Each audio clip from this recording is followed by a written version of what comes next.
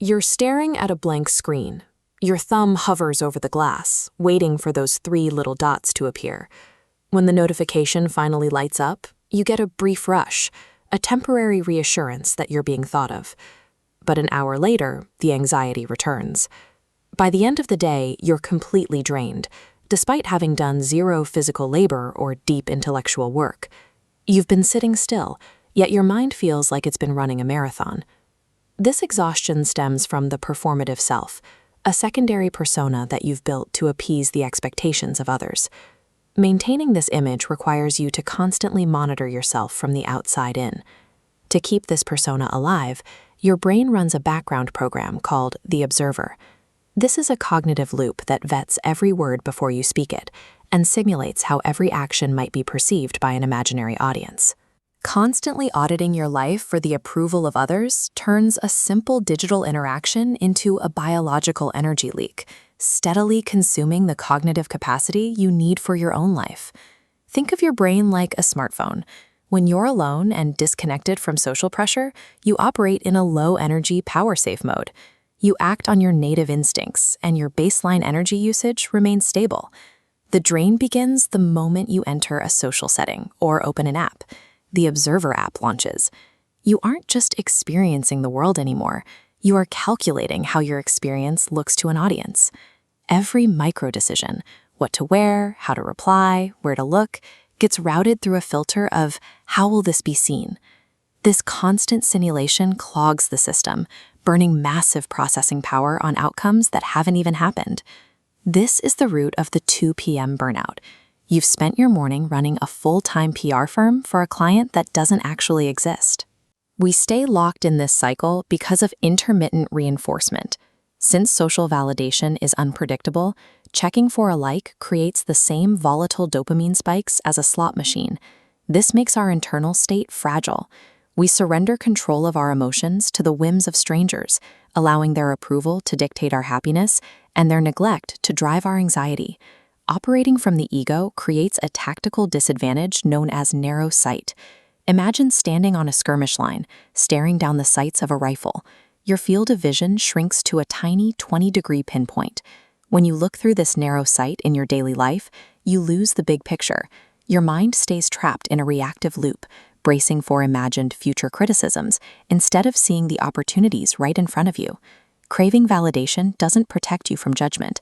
It willingly blinds you to your broader reality by locking you inside the defensive posture of the ego. The long-term cost is the erosion of your internal compass. When you spend years focusing on how you are perceived, you eventually lose the ability to have an original preference. You stand in a beautiful moment, but your instinct is to capture it for an audience. You start wanting things simply because they are already validated by the majority, adopting safe desires that ensure you won't be judged. To secure this social acceptance, you smear your own boundaries. You say yes when you mean no, overextending your energy purely to avoid the discomfort of being misunderstood. Performing for the crowd ultimately leaves you with a hollow identity. You're left with nothing but deep, exhausting resentment for a life built on other people's scripts.